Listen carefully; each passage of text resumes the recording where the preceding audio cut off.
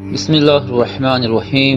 یا نبی سلام علیکہ، یا رسول سلام علیکہ۔ مرد ہو یا عورت بالغ ہونے کے بعد وہ امتحان کے میدان میں قدم رکھ چکے ہیں، اور ہماری جوانی اور ہمارا بڑھاپا اللہ نے اگر دیا ہے تو ضروری نہیں کہ ہر انسان بوڑھا ہو کر کے ہی مرے، بعض کو جوانی میں موت آ جائے، لیکن جوانی اور بڑھاپا یہ دو ایسی فصلیں ہیں، دو ایسے موسم ہیں جن دونوں زندگیوں میں امتحان ہوتے ہیں۔ لیکن کڑا امتحان جوانی کا ہے۔ بڑھاپے میں بہت سارے لوگ شریف ہو جاتے ہیں، اللہ تعالیٰ انہیں واپس سیدھے راستے پر لے آتا ہے، یہ فضل و کرم ہے اس کا۔ لیکن جوانی جتنے لوگوں کے پاس آئی ہے یہ کڑا امتحان گزار رہے ہو۔ اسی زندگی میں بہت ساری نئی چیزیں تمہارے ہاں آتی ہیں جو نہ بچپنے میں ہوتی ہیں نہ بڑھاپے میں ہوتی ہیں۔ یہ جو درمیانی زندگی ہے یہ بہت سخت ترین امتحانات کی زندگی ہے۔ یہ ازدواجی زندگی کا مطلب ہوتا ہے شادی شدہ زندگی۔ یہ پوری زندگی کا کڑا امتحان اسی زندگی میں ہوتا ہے۔ جب تک آپ بیچلر ہیں جوانی پھر بھی محفوظ ہے، یعنی آپ اپنے ہاتھوں میں اپنی زندگی کی باغ ڈور لے کر چل رہے ہیں، لیکن جب کسی کے ساتھ تمہارا عقد ہو جائے تو ایک اور نفس کو تمہارے ساتھ باندھ دیا جاتا ہے۔ تمہیں اپنے جسم کی حفاظت کے ساتھ ساتھ اپنی خاتون کی امانتوں کی حفاظت بھی ذمہ داری میں آ گئی، اس کے پردے کی حفاظت بھی تمہارے ذمہ آ گئی، اس کے چال چلن کی، اس کے اخلاق و تربیت سب کی ذمہ داری تمہارے اوپر آئی۔ یہ تو بہت چھوٹی ذمہ داری ہے جو اسے کھلانا پلانے والے معاملات ہیں، باقی پوری اس کی زندگی جو تمہارے اوپر آئی ایک بڑی آزمائش ہے۔ ایک عورت کے ساتھ تم اس کائنات میں صحیح سلامت زندگی گزار کر جا رہے ہو تو اس کا مطلب ہے کہ ایک بڑے امتحان سے کامیاب ہو کر نکلے ہو، بڑا امتحان ہے۔ اللہ رب العزت نے یہاں کائنات میں ہر ایک کے لیے جوڑا رکھا ہے، لیکن آپ دیکھیں کیا ہر عورت کا مزاج اپنے شوہر سے مل جاتا ہے؟ نہیں ہوتا۔ بعض لوگ ہم سے یہ شکایات کرتے رہتے ہیں بنی نہیں رہی ہے، اور ناچاکی ہے، نا اتفاقی ہوتی ہے۔ میاں یہ آپ کے اکیلے کے گھر میں نہیں، ہر مرد اور ہر عورت کے درمیان زندگی میں اونچ نیچ نشیب و فراز آتے ہی رہیں گے، یہ تو مالک ہے پروردگار جو جوڑ کر رکھتا ہے۔ لیکن دو مزاجوں کو سنبھالنا اپنی زندگی میں، اس کو کہا جاتا ہے کہ آدمی اب میچور ہو گیا ہے۔ اسی لیے تو حدیث پاک میں ہے شادی سے پہلے تمہارا ایمان آدھا ہوتا ہے، نکاح کے بعد تمہارا ایمان مکمل ہو جاتا ہے۔ نکاح کے بعد ایمان مکمل، تو بغیر شادی شدہ آدھے لوگ ہوں، شادی کے بعد مکمل ہو رہے ہو، میچور ہو رہے ہو۔ کیوں؟ اس لیے کہ ذمہ داریوں کا بوجھ اٹھانے اور راستہ چلنے کی عادت اسے ہو جاتی ہے۔ تنہا چلنا اور ہے، پوری کائنات کو لے کر چلنا اور ہے۔ اب یہاں مجھے بتاؤ میرے عزیزو، ایک عورت کے ساتھ زندگی گزار کر دنیا سے جانا ایک کٹھن امتحان ہے، وہیں میرے آقا صلی اللہ تعالیٰ علیہ وسلم نے 11 ازواج مطہرات کے ساتھ زندگی گزاری، اور کسی ایک سے بھی حضور صلی اللہ علیہ وسلم کی ایک شکایت بھی نہیں سنی ہم نے۔ آج دنیا میں چاہے جو بھی پرہیزگار ہوں، جیسے بھی ہوں، بڑے سے بڑے بادشاہوں کی بیویاں ہوں، لیکن ان کو اپنے شوہروں سے کہیں نہ کوئی شکایت ہوگی، کچھ بھی ہو سکتی ہے، سب کچھ اچھا رکھا ہو، لیکن کسی دن اس کی خواہش کے مطابق اس کی مٹھائی نہ ملی تو اسے شکایت ہے اپنے شوہر سے، مجھے مٹھائی نہیں کھلایا آج۔ یہ سب کی زندگیوں میں عورتوں کو اپنے شوہروں سے کچھ نہ کچھ شکایات ہیں۔ کوئی بھی اس کے پسند کے کپڑے آپ نہیں لا کے دے سکے، اسے آج اپنے ماں باپ کے گھر جانا تھا تم نے ٹال دیا، اس کے گھر والے آ رہے تھے ان کے ساتھ تم نے صحیح برتاؤ نہیں کیا، یہ شکایات اپنے شوہر سے وہ رکھتی ہے۔ قربان جاؤ، یہ 11 بیویوں میں سے سب سے پوچھا گیا رسول اللہ صلی اللہ تعالیٰ علیہ وسلم کی حیات تمہارے ساتھ کیسی تھی؟ وہ ازواج مطہرات کہتی ہیں ہم غلطیاں کرتی تھیں، خطا کرتی تھیں، لیکن رسول پاک صلی اللہ تعالیٰ علیہ وسلم اسے درگزر فرمایا کرتے تھے۔ میرے عزیزو، اس کا مطلب ہے حضور صلی اللہ تعالیٰ علیہ وسلم کو ازدواجی زندگی میں بھی آزمایا گیا تو بڑے امتحانوں سے۔ یہاں ہم ایک بیوی کے ساتھ امتحان میں آئے ہیں، رسول پاک صلی اللہ تعالیٰ علیہ وسلم نے 11 ازواج مطہرات کے ساتھ عدل و انصاف کا پرچم بلند کیا ہے، کوئی ایک بیوی بھی شکایت نہیں کر سکتی۔ حضور پاک صلی اللہ تعالیٰ علیہ وسلم خود اپنی حدیث میں ارشاد فرماتے ہیں خیرکم لأہلہ، تم میں سب سے بہتر آدمی وہ ہے جو اپنے گھر والوں کے پاس اچھا ہو، اپنے اہل و عیال کے پاس اچھا ہو، وہ سب سے اچھا آدمی۔ ہاں باہر بہت نیک بنتا ہے، اندر جا کر کے ساری شرافت ختم ہو جاتی ہے، ایسے بہت سارے لوگ ہیں۔ باہر ان کو دیکھا جائے تو ان کے ہاتھ میں تسبیح مسلح سب کچھ ہے، عورتوں کے ساتھ بدتمیزی اور برا سلوک بھی ہے۔ ایسے کئی لوگوں کی عورتیں بھی شکایات درج کراتی ہیں اور وہ کہتی ہیں کہ ہمارے شوہر کوئی نماز قضا نہیں کرتے، اور پلس یہ کہ میرے پاس جو شکایات آتی ہیں اس میں ایک ایڈنگ یہ بھی رہتی ہے آپ کا کوئی بیان بھی مس نہیں کرتے ہیں۔ اس کے باوجود ان کی شکایت یہ ہوتی ہے کہ گھر میں ان کا سلوک بہت برا ہے، ہمیں خنزیر کہتے ہیں، ہمیں کتا کہتے ہیں۔ یہ شوہروں کے متعلق عورتوں کی شکایات ہیں میرے عزیز، میں پرٹیکولر کسی ایک کو ٹارگٹ نہیں کر رہا، جس کی زندگی میں یہ معاملات ہیں وہ توبہ کر لے، اس لیے کہ میرے آقا صلی اللہ علیہ وسلم نے فرمایا عورت تو عورت ہے، جانور کے ساتھ بھی اگر تم نے برا سلوک کیا تو قیامت کے دن اس جانور کو بھی بدلہ دلایا جائے گا، وہ جانور اپنے سینگ نکال کر تمہیں مارے گا، قیامت کے دن وہ اپنا بدلہ لے گا، اس کے چہرے پر اگر کسی نے مارا ہے नाहक बगैर ईजा देने वाले जानवर को तुमने मारा है तो उसका बदला क़यामत के दिन दिलाया जाएगा। औरत तो औरत है और अल्लाह ताला ने तुम्हारे जिम्मे में दिया है, ये कह करके नहीं कि लो इससे जितना चाहे काम ले लो, बल्कि इस सिन्फे नाजुक को अल्लाह ने तुम्हारी तरबियत में अता किया है। यूं ही समझो कि अगर तुम्हारे पास कोई नर्म और नाजुक चीज सरपरस्ती और निगरानी के लिए दे दी जाए तो उसकी कैसी हिफाजत करते हो, उसी तरह से तुम्हें हिफाजत करने का हुक्म है। अब और एक बात, हुजूर पाक सल्लल्लाहु तआला अलैहि वसल्लम की जो अज़दवाजी जिंदगी है, आइली जिंदगी उसको कहें, हुजूर सल्लल्लाहु तआला अलैहि वसल्लम की जो शादीशुदा जिंदगी है, इसके मामलात ऐसे हैं कि सारी बीवियां ऐसे हुजूर के पास नहीं आ गई थी कि वो पहले से बहुत ही आला किस्म की अखलाक और किरदार और सारे तमाम तर सिफात लेकर, नहीं, बल्कि मुहद्दिसीन फरमाते हैं हुजूर पाक सल्लल्लाहु तआला अलैहि वसल्लम की सोहबत ने उन्हें कामिल बनाया है। यहां से एक बात पता चलती है कि तुम पहले से हूर ढूंढ रहे हो, पहले से ऐसी हो कि उसके अंदर ये क्वालिटी होनी चाहिए। अल्लाह के रसूल सल्लल्लाहु तआला अलैहि वसल्लम ने निकाह करके उन्हें कामिल बनाया है। औरतों की अखलाक, औरतों की जो आदत होती है वो सब में होती। अज़वाजे मुतहरात जो हुजूर के निकाह में आई, औरतों वाली सिफात उनके अंदर भी थी, उनके अंदर भी थी। जैसे कि हज़रत आयशा सिद्दीक़ा रज़ियल्लाहु तआला अन्हा के मुतालिक कई हदीसों में मिलता है, छोटी उम्र की थी, हुजूर पाक सल्लल्लाहु तआला अलैहि वसल्लम ने हर मकाम पर उनकी तरबियत की और उन्हें एक मह कामिल बनाया, बल्कि उम्मत के कई सहाबा का उस्ताद उन्हें बनाया।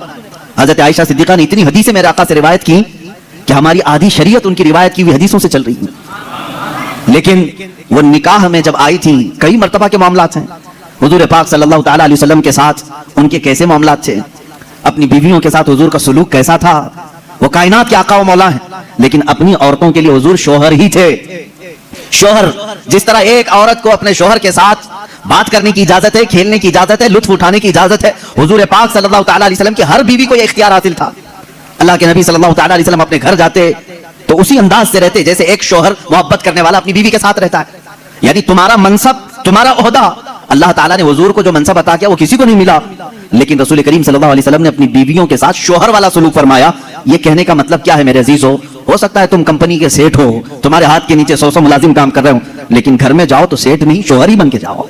हो सकता हो तुम उस्ताद हो बाहर, तुम टीचर हो, तुम्हारे सैकड़ों की तादाद में शागिर्द हो, घर जाकर के भी टीचर ही ना बनो, घर जाकर के भी प्रोफेसर ही ना बनो, बल्कि घर में तुम अपनी बीवी के साथ तुम शोहर ही हो। तुम कंपनी के सेठ बाहर, तुम उस्ताद बाहर, लेकिन खातून के साथ शोहर वाले सुलूक, शोहर वाले सुलूक में यह होना चाहिए, कभी औरत तुम्हारे साथ मजाक कर ले तो इस तरह बिगड़ने की जरूरत नहीं कि बाद लोगों के मुतालिक ये सुना है, वो कहते हैं बाहर 200 लोग मेरे हाथ के नीचे काम करते हैं, तू कैसी औरत है, तुझे बात करने की तमीज नहीं। बाहर जानती हो मेरी कितनी इज्जत होती, बाहर जानती हो लोग मुझसे टाइम लेते हैं बात करने का, और तू मेरे साथ तू तड़ाक करती है। मेरे अजीजों, अल्लाह ताला ने उसे तुम्हारा हमराज बनाया है, शरीक हयात बनाया है, लाइफ पार्टनर है, उसको इतना इख्तियार दिया करो जितना तुम उसके साथ इख्तियार रखते हो। ये मेरे आका सल्लल्लाहु अलैहि वसल्लम की जिंदगी पाक, घरेलू हालात की खुशगवार जिंदगी हुजूर की मैं बताऊं। मां आयशा सिद्दीका रज़ियल्लाहु तआला अन्हा एक कुंवारी औरत हैं, बाकी हुजूर सल्लल्लाहु अलैहि वसल्लम की सारी अज़वाज मुतहरात जितनी भी आई या तो बेवा थी या मुतल्लका थी। हजरत खदीजा रज़ियल्लाहु तआला अन्हा सबसे पहले निकाह में आई हुजूर सल्लल्लाहु अलैहि वसल्लम की। हजरत खदीजा बिन्त खुवैलिद मक्का की मशहूर खातून थी, आपके अखलाक की वजह से पूरे मक्का वाले आपको ताहिरा कहते थे, आपका लक़ब ताहिरा था। आपका निकाह पहले अबू हाला नाम के एक शख्स से हुआ, उनके इंतकाल के बाद अतीक नामी एक दूसरे शख्स से हुआ, फिर उसके इंतकाल के बाद 2 शादियां ऑलरेडी हो चुकी थी आपकी, फिर आपकी उम्र 40 साल की हुई। रसूल करीम सल्लल्लाहु तआला अलैहि वसल्लम ने अपनी जिंदगी पाक में पहला निकाह अपनी 25 साल उम्र में 40 साल की बेवा खातून से निकाह फरमा रहे हैं। हुजूर पाक सल्लल्लाहु तआला अलैहि वसल्लम का यह निकाह बड़ी सादगी से हुआ, और हुजूर अकरम सल्लल्लाहु तआला अलैहि वसल्लम पर सबसे पहले ईमान लाने वाली भी आपकी शरीक हयात खदीजा रज़ियल्लाहु तआला अन्हा ही हैं, वो उम्मुल मोमिनीन सबसे पहले ईमान लाने वालियों में से। हुजूर सल्लल्लाहु तआला अलैहि वसल्लम की हर मकाम पर वो सपोर्टर रही हैं, आपकी हिमायत के लिए खड़ी रही। हुजूर अकरम सल्लल्लाहु तआला अलैहि वसल्लम उनका दिल रखने के लिए हर उनकी खुशी का ख्याल फरमाया करते थे, उनकी खुशियों का ख्याल फरमाया करते। और सेम यही हजरत खदीजा की। मैं कहता हूं शादी से पहले हर नौजवान को चाहिए कि मेरे आका सल्लल्लाहु अलैहि वसल्लम की अज़दवाजी जिंदगी को भी पढ़े। ये नहीं कि तुम मर्द हो तो सारी खिदमत तुम्हारे लिए होनी चाहिए और तुम औरत के लिए कुछ ना करो। जैसे कि बाज लोग जब भी औरतों में खिताब करते हैं, बयान करते हैं, तो सबसे पहले औरतों को यही बताया जाता है, मर्द दिन भर थकान से चूर चूर घर में आए तो तुम उसको मुस्कुरा करके इस्तेकबाल करो। ये औरत के ऊपर फर्ज है, तुम उसको मुस्कुरा कर इस्तेकबाल करो, उसकी थकान चली जाए तुम्हें एक सदके का सवाब है। मेरे अजीजों, ये गाड़ी का पहिया एक टायर से नहीं चलता, तुम सारी मुस्कुराहट सिर्फ औरत ही के ऊपर थोपोगे। यहां पर तुम्हें यह भी कहना होगा, हो सकता है कभी दिन भर की थकान औरत को भी हो जो सुबह से शाम तक काम कर रही हो, तुम आकर के उसे भी मुस्कुरा करके कहो दिन भर आज तुम्हें ज्यादा थकान हुई होगी। हमेशा मियां ये क्यों चाहते हैं कि मेरी थकान वो पूछे, نہ بلکہ آپ خاتون کی بھی مزاج پرسی کریں. یہ دونوں ٹائر ہیں, دونوں کا بیلنس برقرار ہو. میں ابھی بتاتا ہوں, حضور پاک صلی اللہ تعالی علیہ وسلم ہمیشہ یہ فرماتے اگر اپنی ازواج مطہرات میں سے کوئی ناراض ہو تو حضور انہیں مناتے. آپ سوچ رہے ہوں گے کیا دنیا میں کوئی ایسا بھی ہے جس کو حضور سے ناراض ہونے کا حق ہے؟ حضور سے ناراض ہونے کا حق ہے؟ ہاں, صرف بیویوں کا حق تھا جو عام زندگیوں میں ہوتا ہے, لیکن اس ناراضگی کا مطلب رسول سے ناراضگی نہیں, شوہر سے کسی معاملے میں ہو. حضور پاک صلی اللہ تعالی علیہ وسلم خود فرماتے ہیں حضرت عائشہ سے, اے عائش جب تو مجھ سے ناراض ہوتی ہے تو مجھے پتہ چل جاتا ہے. حضرت عائشہ پوچھتی ہیں آپ کیسے جانتے ہیں میں ناراض ہوں کہ خوش ہوں؟ حضور فرماتے ہیں جب تو خوشی میں رہتی ہے قسم کھاتی ہے تو یوں کہتی ہے رب محمد کی قسم, اور جب ناراض رہتی ہے تو کہتی ہے رب ابراہیم کی قسم. یہ حضرت عائشہ کی عادت تھی, جب گھر میں کچھ باتیں اس طرح سے ہو جائیں تو کہتی ابراہیم کے رب کی قسم میں نے ایسا نہیں کیا. حضور فرماتے ہیں جب جب تو ابراہیم کے رب کی قسم کھاتی ہے مجھے لگتا ہے تو ناراض ہے. حضور مناتے ہیں, یہ نہیں کہ کائنات کے آقا و مولا سے تجھے روٹنے کا حق کیا ہے.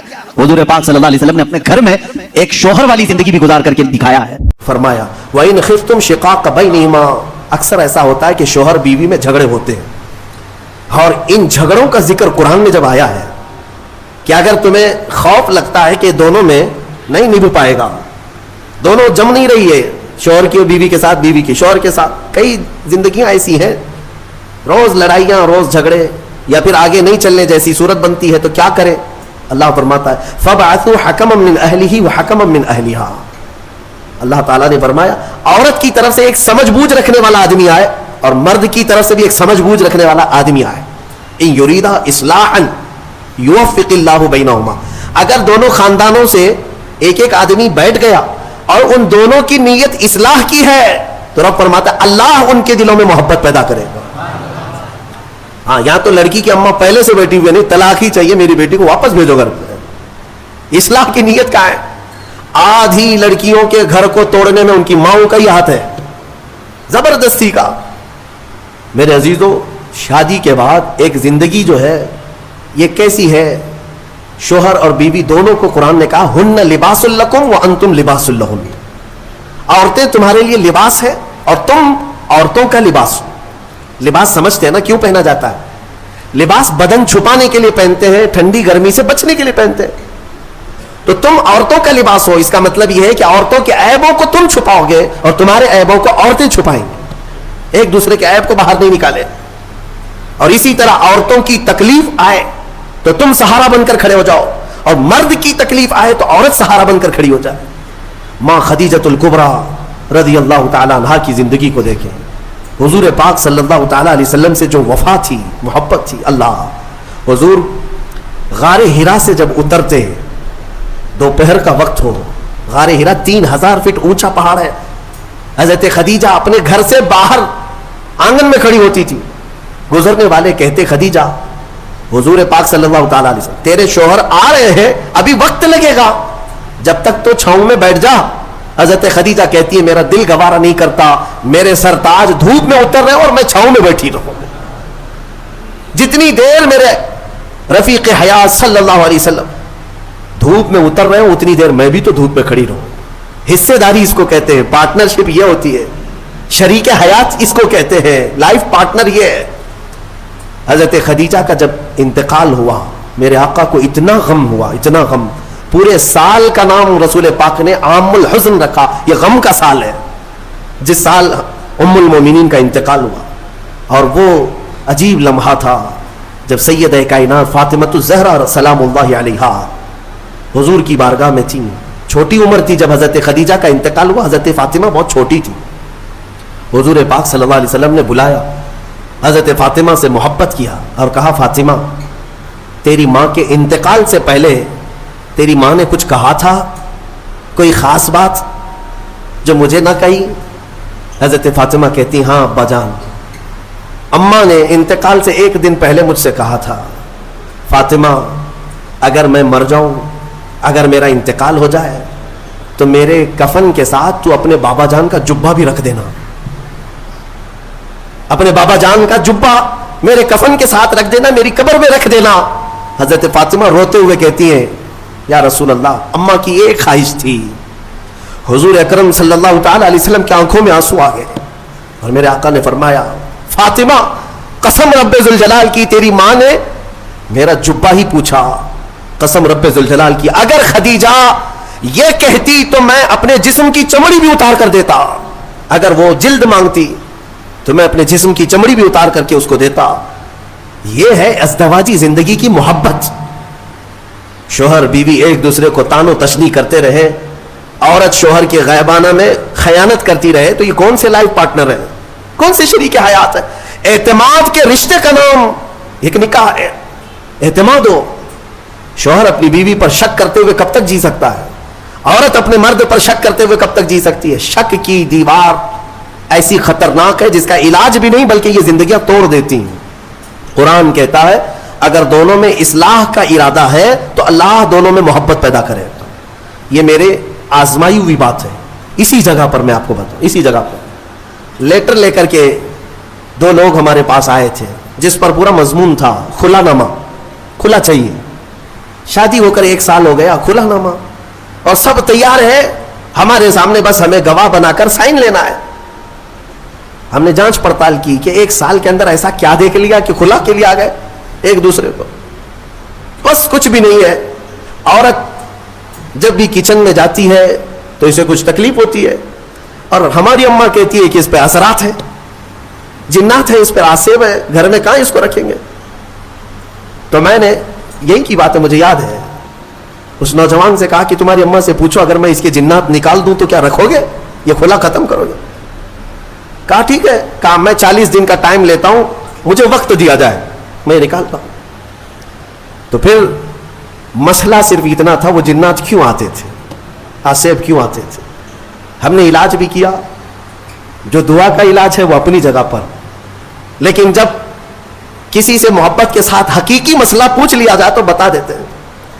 لڑکی کو کام کرنے آتا نہیں تھا، نئی شادی ہوئی تھی، سیکھا کچھ بھی نہیں تھا، کچن میں جاتی تھی تو ہاں ہو کرتی تھی کہ کسی طرح سے میں روٹی بنانے سے بچ جاؤں، کچھ تو ہو جائے، لیکن اس کی اس حرکت کی وجہ سے سارے گھر میں لگا کہ جنات ہے اس پہ، آسیب ہے۔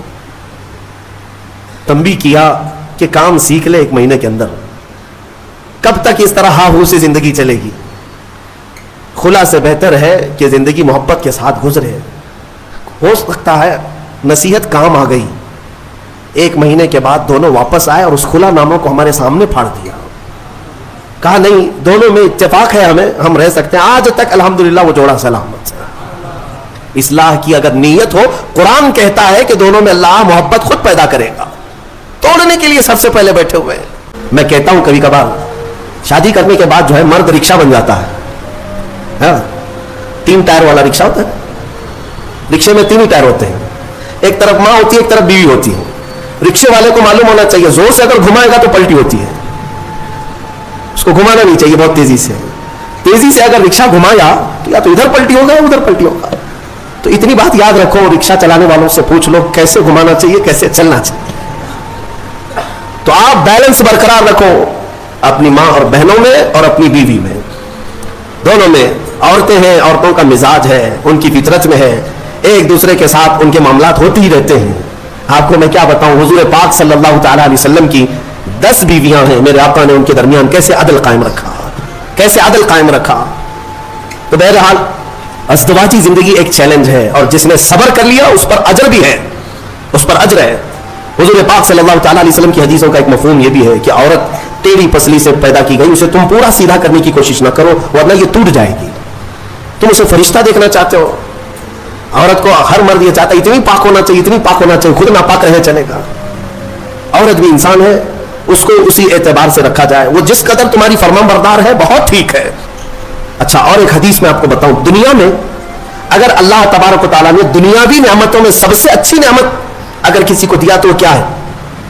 بڑا گھر کسی کو ملا، نعمت ہے، دولت ملی وہ بھی نعمت ہے، اولاد ملی وہ بھی نعمت ہے، لیکن میرے آقا نے فرمایا اگر کسی کو نیک بیوی مل گئی تو اللہ کی سب سے بڑی نعمت ملی ہے، آدھی دنیا اس کو مل گئی، آدھی دنیا۔ اور اگر نیک نہیں ملی تو آدھی جہنم تو یہی ہو گئی ہے، سارا کا سارا اس کا نظام ٹھپ ہو جاتا ہے۔ ایک حکیم صاحب کے بارے میں نے پڑھا تھا، وہ آپ کو بھی میں بتا دوں۔ اکثر گھروں میں جو جھگڑوں کی ابتدا ہوتی ہے یہ زبان کی، عورتوں کی زبان کینچی کی طرح چلتی رہتی ہے۔ وہ کچھ عورتیں یہ عہد کر کے بیٹھی ہیں کہ جواب تو دینا ہی ہے، چپ کیوں رہے؟ شوہر بولتا ہے تو کچھ تو جواب دینا ہے، शाम में आता है थका हारा, कुछ भी 19-20 हुआ तो झगड़े शुरू हुए। दिन भर जो ट्रेनिंग मिली है अम्मा के तरफ से, फोन में पूरा सब ट्रेनिंग ले चुकी है, शाम में जो है क्या क्या बोलना है वो सब पता है। इसीलिए मैं अपनी बच्चियों से कहता हूं, अगर निकाह के बाद ससुराल में जा चुकी तो उसी को अपना घर समझ लो। तुम्हारे शौहर के माँ बाप तुम्हारे माँ बाप हैं, तुम्हारे शौहर की बहनें और भाई तुम्हारे भाई बहनें हैं। उसके बाद एक मिठास को महसूस करोगे। एक हकीम साहब के बारे में, शौहर बीवी बहुत लड़ रहे थे, जहन्नम बन गई जिंदगी। उसने आकर के कहा कि जितना पैसा लगता है ले लीजिए, मेरा इलाज कर दीजिए इस औरत का। काम महंगा है इलाज, 40 दिन का कोर्स है, मैं दवाई बनाता हूं और फिर दोनों को भी देता हूं, अगर दूसरी नहीं ले तो कम से कम तू ले ले, 40,000 का खर्चा भी है। कहा चलेगा, उसकी जुबान से तो बेहतर है 40,000 खर्चा कर लो। रोज जो चपर चपर चपर जो चलती है, पूरा दिमाग इधर का उधर हो जाता है। उन्होंने कहा ठीक है, मैं दवा बनाता हूं और उसके बाद उसका तरीका इस्तेमाल का भी बताता हूं। दूसरे दिन वो पैसे भी भर दिया एडवांस। उन्होंने दवा भी बनाकर रखी, गोलियां थी जड़ी बूटियों की। कहा कि 2 गोलियां रोजाना रात को लेना है, शौहर बीवी के ताल्लुकात सही करने के लिए, झगड़े सही करने के लिए। वो नहीं कह रहा हूं कि मैं माजून लेना है, ये अलग है, झगड़ा ना होने के लिए भी दवा दे रहे थे हकीम साहब। तो उसका तरीका ये था कि मुंह में गोली रखकर 1 घंटा तक खाम चूसना है और खामोश रहना है, जैसे घर में जाए। तो इनको तरीका दे दिया, 2 गोलियां ये जैसी रात को घर जाते हैं मुंह में रखे बैठे रहते हैं। खातून आग बगोला रहती, इतना लेट, सबकी फिक्र है, हमारी नहीं है। दोस्तों के साथ, फलां के साथ इतना टाइम किए, कहां गए, कुछ भी जवाब नहीं, गोली मुंह में है। जवाब देता तो जवाब का जवाब आता, फिर जवाब का जवाब इधर से होता। अब मजबूर था बेचारा, गोली थी, उसको जितना चिल्लाना था चिल्लाइए। कहा कि ठीक है, मैं भी देख रहा हूं मुझे इस तरह से निगलेक्ट कर रहा हूं, मैं कोई इंसान नहीं हूं, मेरे से बात भी नहीं कर रहा हो। 2 घंटे के बाद तो वो तो वैसे ही शांत हो चुकी थी, गोली भी पिघल चुकी थी। लेकिन जब शांत हो गए तो रात अच्छे से गुजर गई। दूसरे दिन फिर रात को आए, फिर मुंह में गोली थी, आज फिर वो चिल्लाने लगी। लेकिन औरत को शक होने लगा कि अचानक ये सुधर कैसे गया। दोनों रात को झगड़ा करते ही थे, लेकिन कल से देख रही हूं जवाब भी नहीं दे रहा, कुछ भी बोल रही जवाब नहीं दे रहा। तो खामोश रही, थोड़ा ही आज चिल्लाई। उसके बाद उसको डर लगने लगा कि कहीं तबीयत खराब हो गई हो। तीसरे दिन फिर गोली रख करके आए, औरत ने आज चिल्लाया तो उसे सीरियस लगने लगा कि आज भी जवाब नहीं दे रहा, इसका मतलब तबीयत खराब है। करीब आई और कहा, अरे मेरे सरताज बताओ तो सही, क्या तकलीफ है आपको? 2 दिन से बिल्कुल मुंह चुप करके बैठे हो घर में, रौनक खत्म हो गई घर की, कुछ तो बोलो। कहा ना, गोली है मुंह में। काफी देर तक, 1 घंटा 2 घंटा, तो तीसरे दिन जो है जब बात ही नहीं किया, खामोश, तो औरत की तबीयत बेकरार हो गई सीधे। देखिए मैं आपको बताता हूं, झगड़े होते हैं लेकिन मोहब्बत अंदर रहती है। मुसल्ला बिछा करके अल्लाह की बारगाह में दुआ करने लगी कि मौला मेरे शोहर को सही कर दे, अगर उसकी तबीयत खराब है तो तू शिफा दे दे। वो दुआ करती रही। मियाँ को हुआ कुछ नहीं था, गोली थी, और सो गए। चौथे दिन वो पैर पकड़ कर बैठी, बताओ तो सही, पैर दबाऊं कि सर दबाऊं, क्या खिदमत करूं, क्या खाना पसंद करोगे, मीठा लोगे, फला क्या बनाऊं तुम्हारे लिए। शोहर को लगा हकीम साहब की दवाई तो बहुत काम की है, बहुत काम किया। 3 दिन के अंदर मिजाज बदल दिया, गोली मैं खा रहा हूं, असर भी बेगम को हो रहा। फिर उसके बाद हकीम साहब के पास पैसे पूरे लेकर के गए, कहा कि 3 दिन में ही गोलियां बहुत असर दिखाई है, 40 दिन के कोर्स में पता नहीं और क्या होना है, आप पूरे पैसे ले लें, आपका बड़ा एहसान है। घर शांत हो गया, मेरी बीवी मेरी मोहब्बत में पागल है, जो मेरी मर्जी है वो करने को तैयार है। हकीम साहब से पूछा कि इतना लाजवाब इलाज आपके पास आया कैसे, कौन सी जड़ी बूटियां हैं, कौन से पहाड़ से ले आए हो? हकीम साहब ने कहा, बेवकूफ, कुछ नहीं, मैदे के आटे की गोलियां हैं, कुछ भी नहीं है इसके अंदर, मैदे के आटे की गोलियां बनाकर। बात सिर्फ मुझे इतनी इलाज करना था कि दोनों में से किसी एक का मुंह चुप हो जाए, इलाज वैसी हो जाएगा। इन हकीमों ने हिकमत के जरिए से जो इलाज किया, ये लतीफा नहीं है, ये अक्सर जिंदगियों की हकीकत है। मैं तुम्हें हंसाने के लिए कोई लतीफा नहीं बोलना चाहता। Viewers, Sunni Islamic fact channel को लाइक, शेयर और सब्सक्राइब कीजिए और बेल बटन को ज़रूर दबाएं ताकि आपको हमारे सभी वीडियोज़ मिलते रहे।